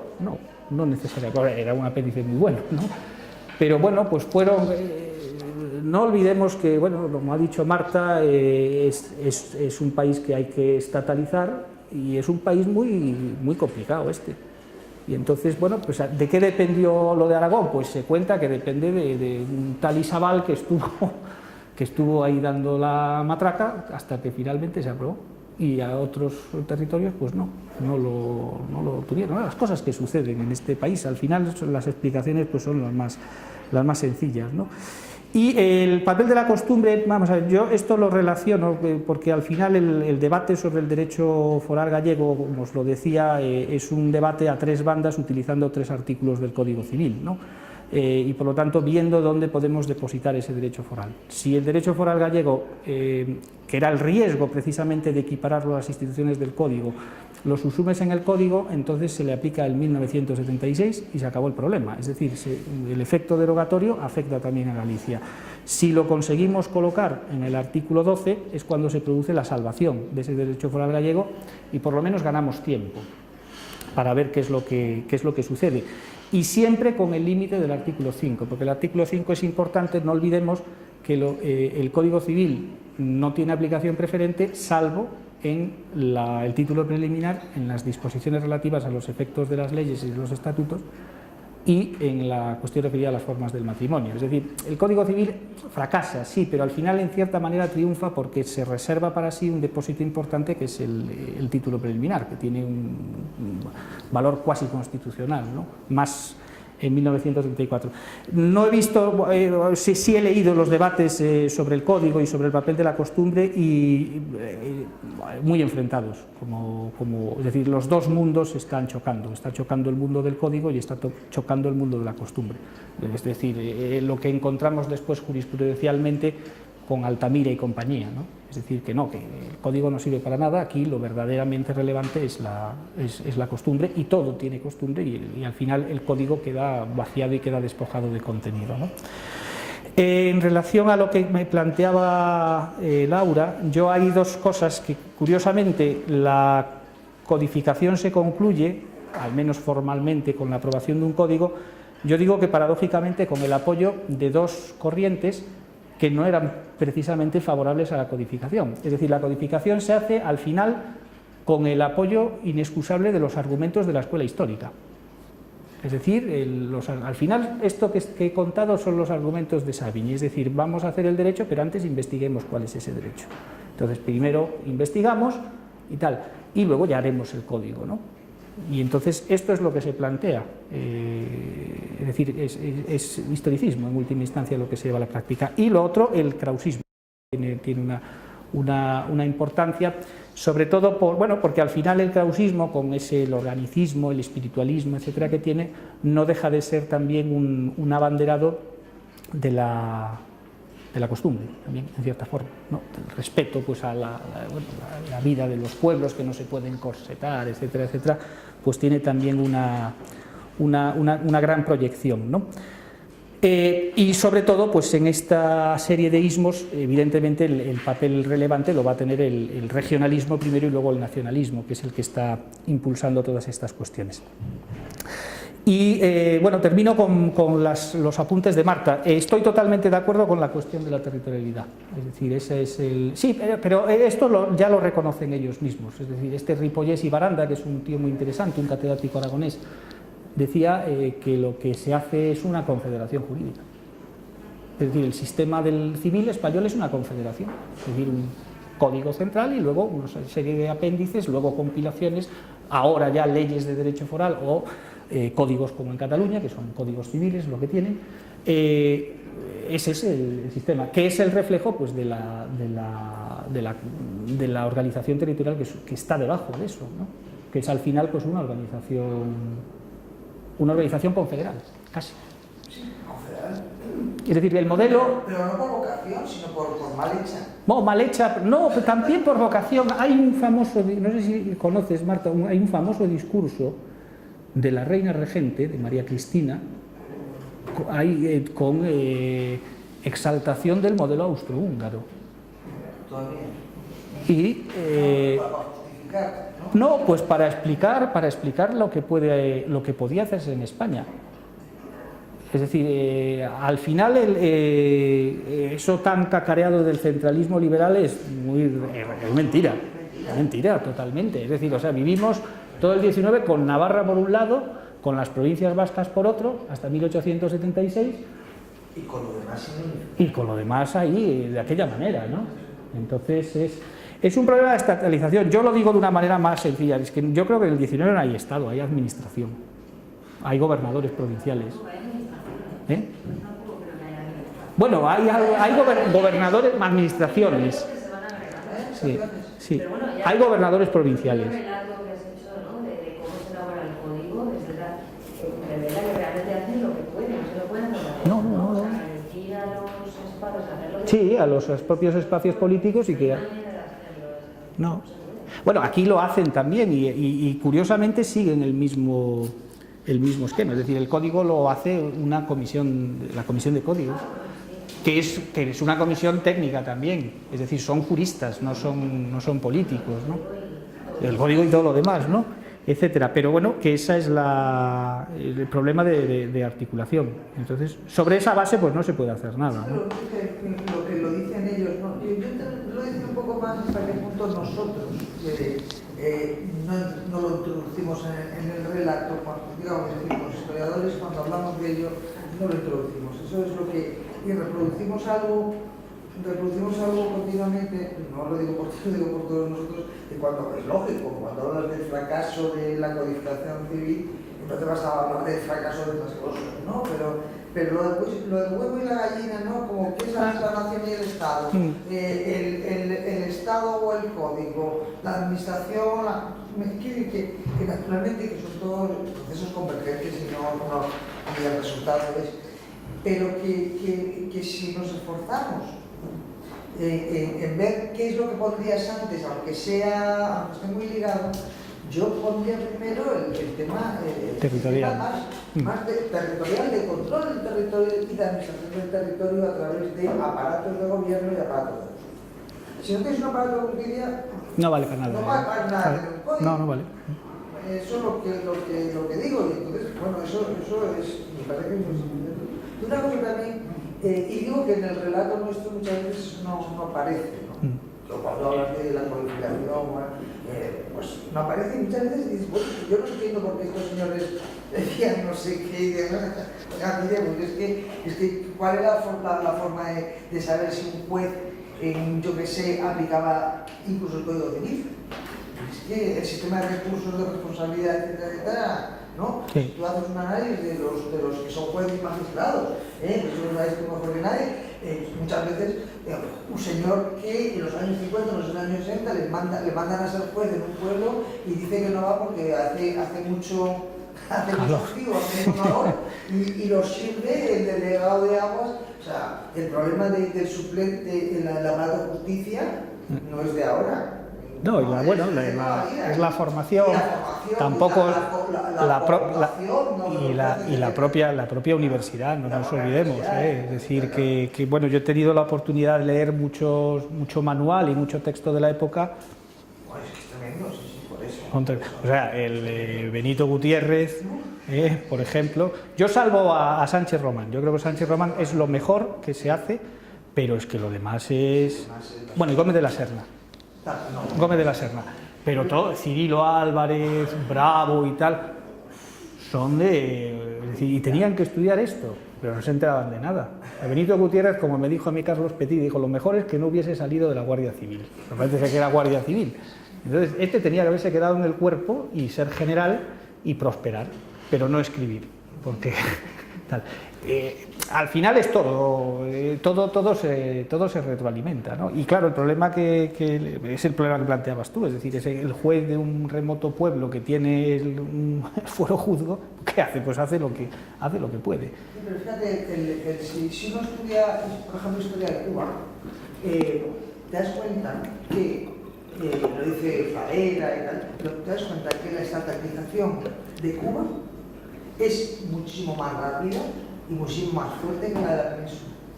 Por ejemplo, es decir, que la estatalización, con todas las claves por medio, con todo lo que quieras, se produce antes en Colonia, y sobre todo en Cuba, la más importante, que en la península. Es decir, ¿por qué? Porque la estatalización es militar. Por los militares, la militarización. Sí, porque es militar, parece que sin más. Entonces, lo que hay aquí es una carencia tremenda de una estatalización de tipo civil que en otros sitios en las bajos.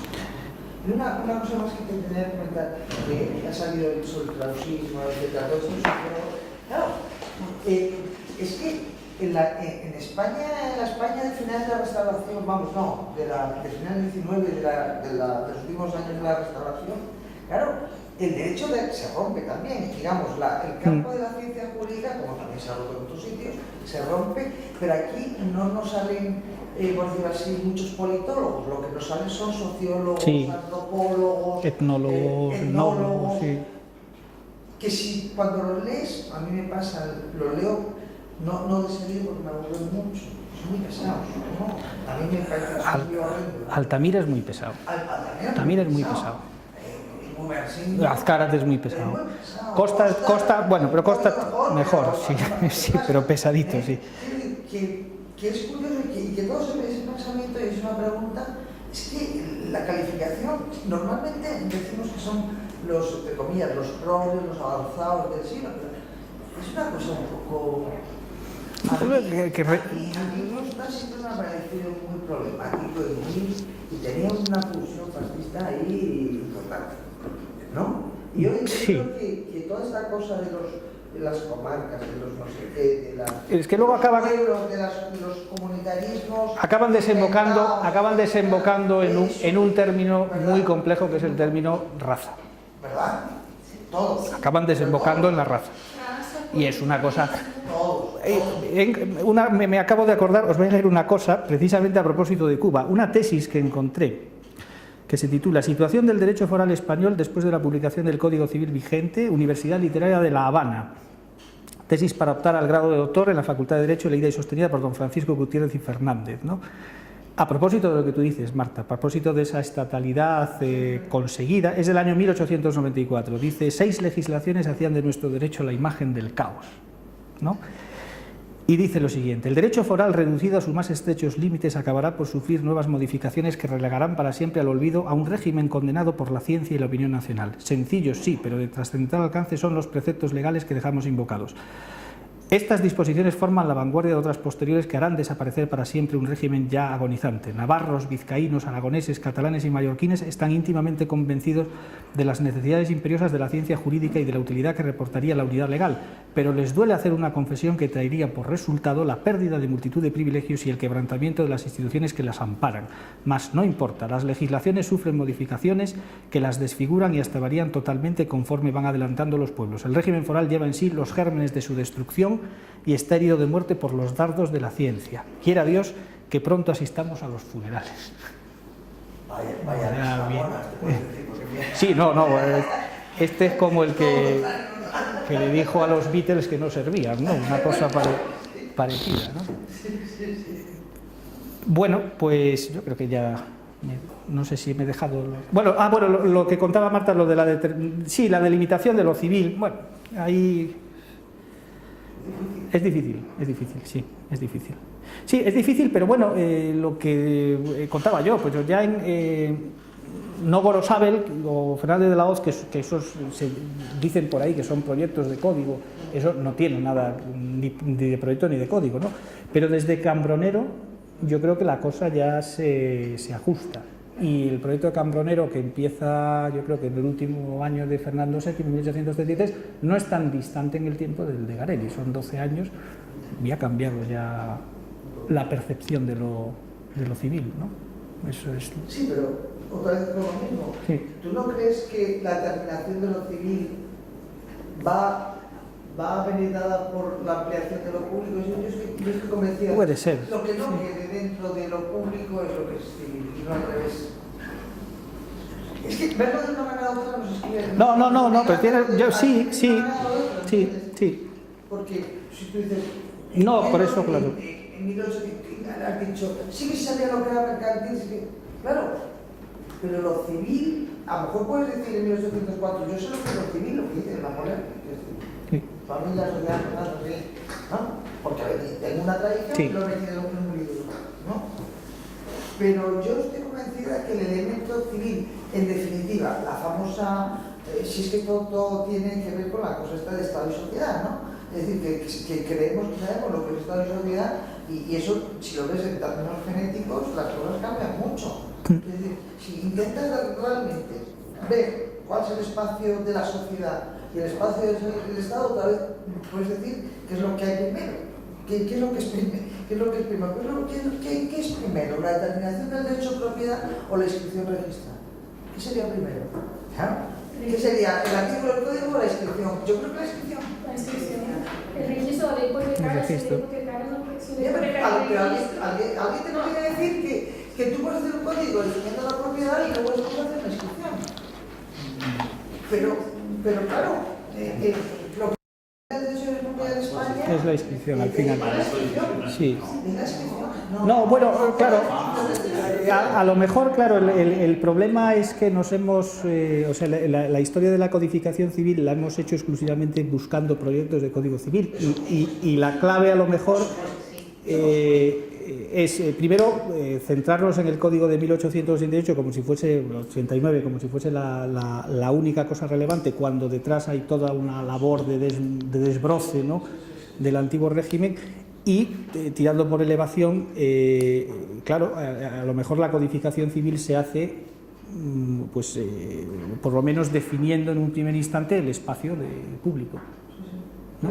O sea, lo que hacen estos años con el reglamento de administración de justicia, los partidos judiciales, etcétera, etcétera, aquí está. Y ahora, fuera de esto... Y como tarda tanto, Claro.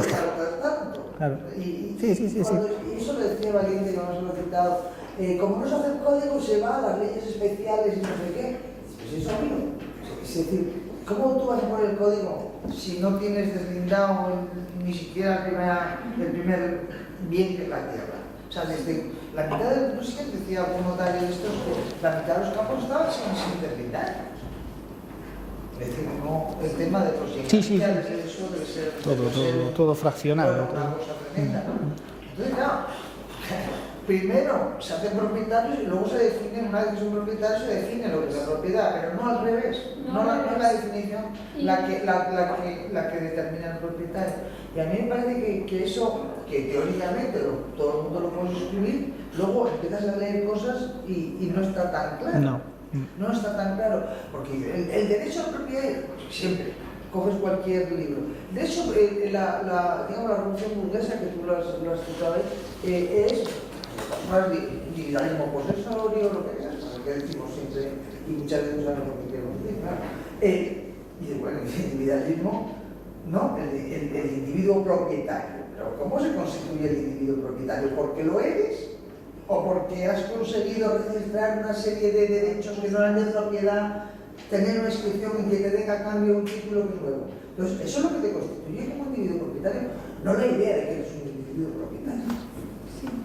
Entonces, si tú lo ves así, la Constitución del Derecho de Propiedad en España, empieza a ser, pues como ves, es decir, hasta qué punto, por ejemplo, yo eso nunca lo he estudiado, pero me parece que por el cambio de las hipotecas, los registros de propiedad y tal, se admitían como título muchas cosas que son, yo imagínate que, ¿no? Por ejemplo, pruebas de todo el tema de los plenarios posesorios y de los juicios de posesión, de los juicios del doble, el plenario posesorio, etcétera, etcétera, que son posesorios, pero sin embargo se inscriben como títulos de propiedad después.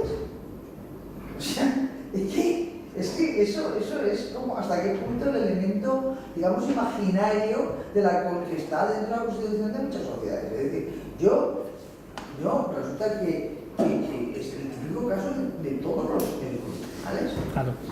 Es decir, todo el problema del señor jurisdiccional, si ya no es si se presenta título sí o no, sino hasta qué punto un título que naturalmente está pensado para otra sociedad, puedes intercambiarlo por un derecho de propiedad. Pues, ¿cómo lo haces? ¿A través de qué lo haces? Entre otras cosas, a través de interdictos. Hasta que no disputamos el derecho de propiedad, yo sirve la posesión. Sigo siendo. Claro, entonces resulta que el interdicto, al final, supone derecho de propiedad. Que es muy curioso. Es que eso, si tú lo puedes trasladar al tema de la constitución estatal del espacio, de los espacios de los estados. Es un poco lo mismo.